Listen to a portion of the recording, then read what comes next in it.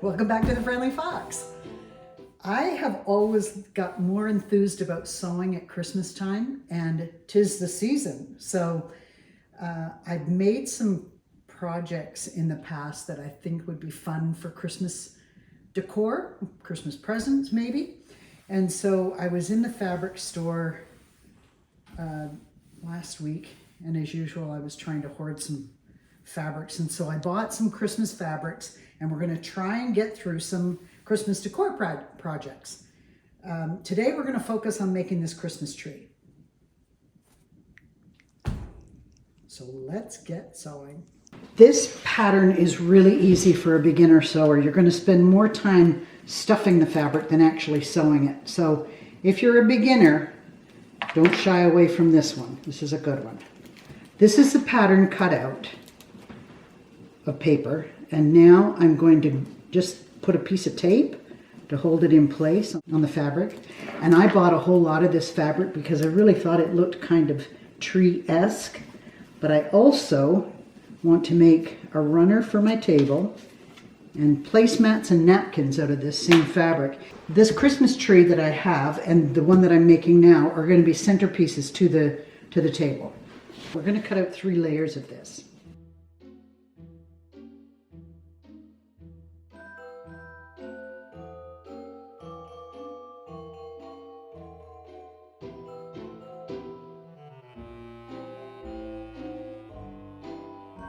If you decide to make these, keep all these little scraps because they make great little ornaments.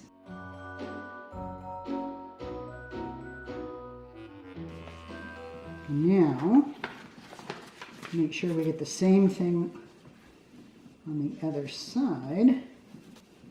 I just folded it over so that I get the exact same dimension on these ones that I did over here. And I also have the fabric folded in 2. So right now I've already cut 4 of the 6 that I need.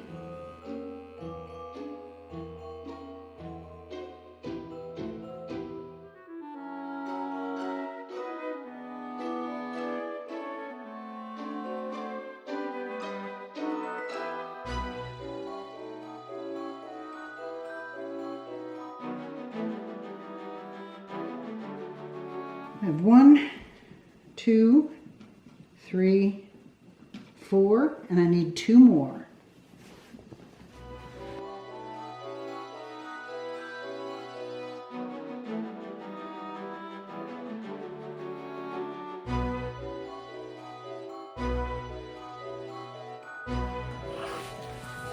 The bottom of this is left flat. It's not curved. You'll notice it on the pattern, but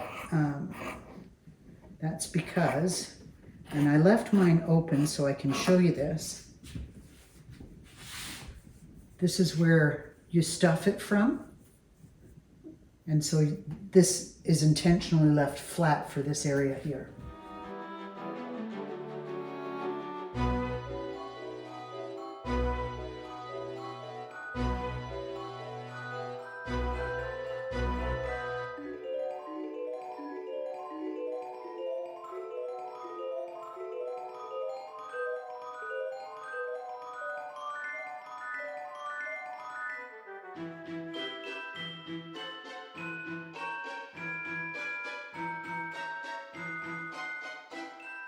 With right sides together, we're going to stitch all the way around the outline of this tree. And we're going to do all 3 layers.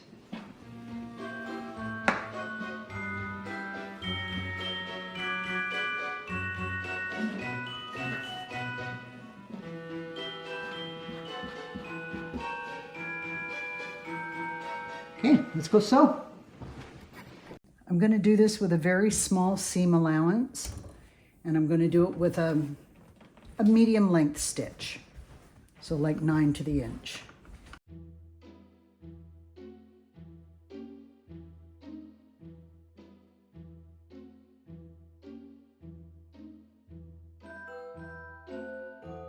Now remember I said we cut this part flat. We're going to leave this open right here because this is the turn and the stuffing point.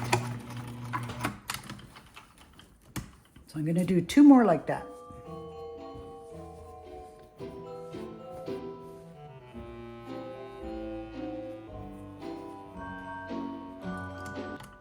This is number 2.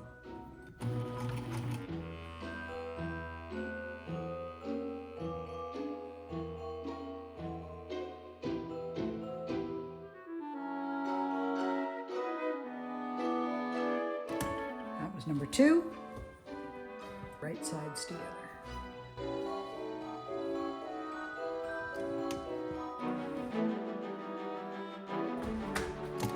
I always pause between the branches and take 1 stitch, sometimes 2, but 1 stitch right here that just gives you room for the fabric that's in there to turn. If you try and make it too pointed, it won't turn easily.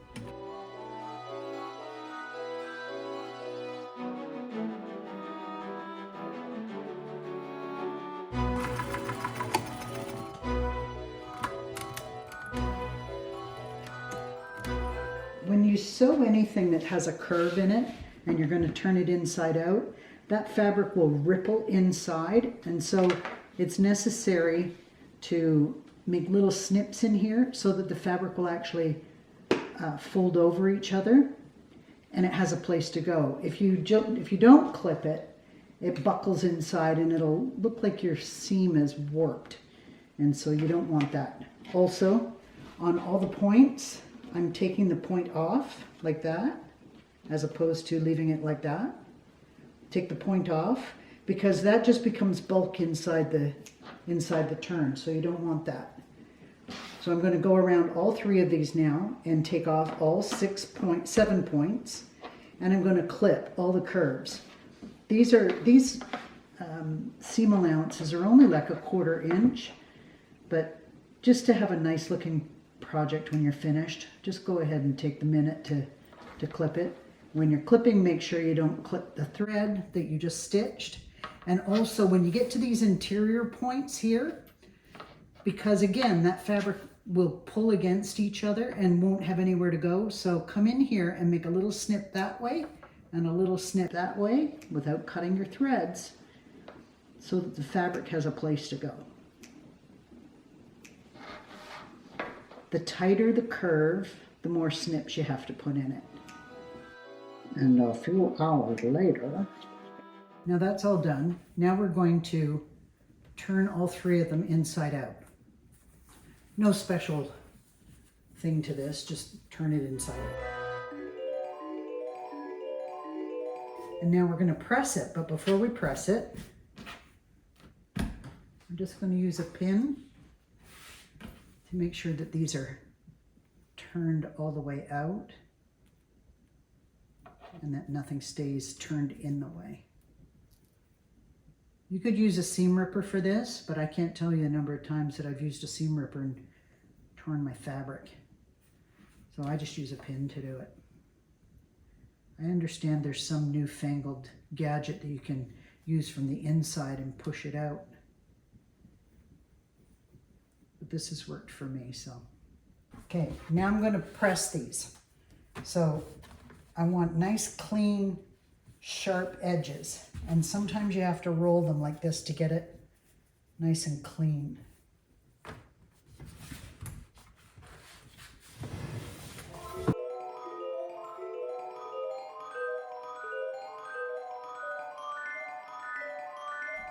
As you can see on this one, I've top stitched all the way around, and you don't have to do that, but I think it gives it just sort of a nice finished look to it. You could just go ahead and take it to the next step, but I like the way this looks, so we're going to top stitch all these 3 pieces now. This is a very, very tight top stitch, so I've moved my needle over to the furthest most, so I have 3 positions that I can do here, and I've got it on the furthest most to the right. And I'm using this entry point for the presser foot as my guide. So you'll see when I finish that it's a very, very small opening. See how tight that is? It's just really like a small allowance. When I'm lifting that, I'm just encouraging it to pull, because right now it's only working off one feed here. The other one's open, so it can get caught, it gets stuck. So if you just go slow until it, there you go. Doing this top stitch also helps to keep the seams, because the seam allowance was only 1/4 inch. This is reinforcing that seam.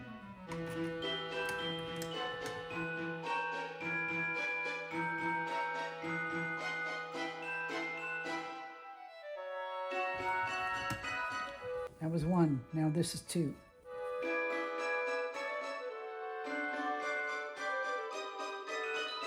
This is 3.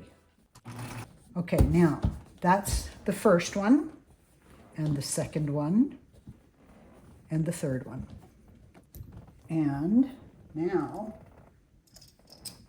we are going to stitch right through all these layers.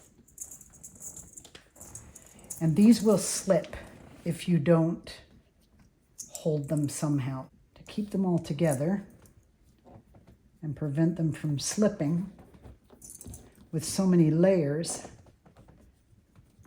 they have to be held like this. You can pin them if you don't have clips. Try to get the layers all the same so that they're not already slipping as you're doing it. Once you get down to the bottom here, you've got you've already got it in position. So it's just the top part that you don't want it to start slipping as you're sewing. Now we're going to go through all 6 pieces of fabric, all 3 layers, one line right down the center here. If you want to, if you're feeling nervous about it, you can fold it in half and mark it or iron it so that you have a guideline. But I can see to do this straight. Move your needle position back to the center.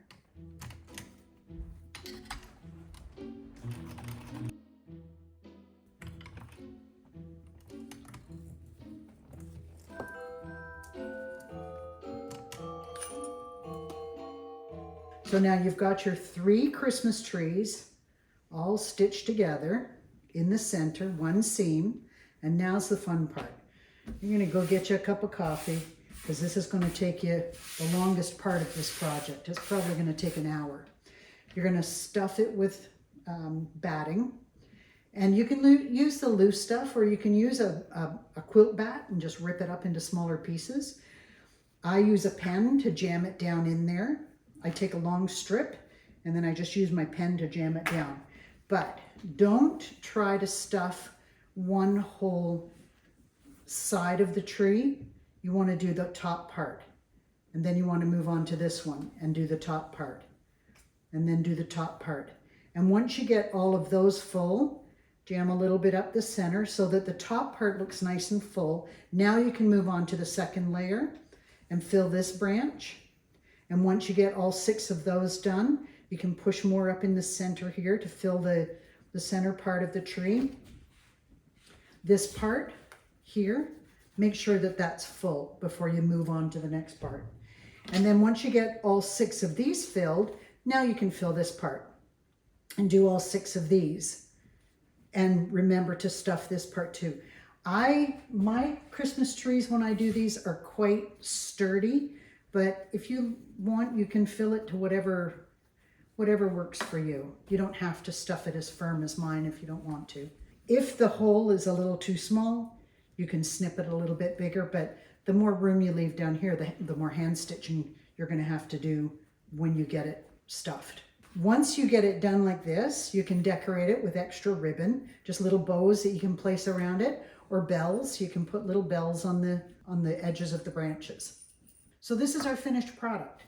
And for a college student that doesn't have much room in the dorm room, or for somebody that maybe has to spend Christmas in the hospital and they don't have room for a lot of decorations, perhaps someone in a small apartment doesn't have a lot of room for a Christmas tree, or just use it as a table decoration. That's what I use mine for. I put it right on the dining room table and use it as a decoration on the table. It's a fun project, very easy to make. The most time-consuming part you'll find is doing the stuffing at the end. And then once you do get it finished, you can whip stitch this closed. So that's the project. Thanks for joining me.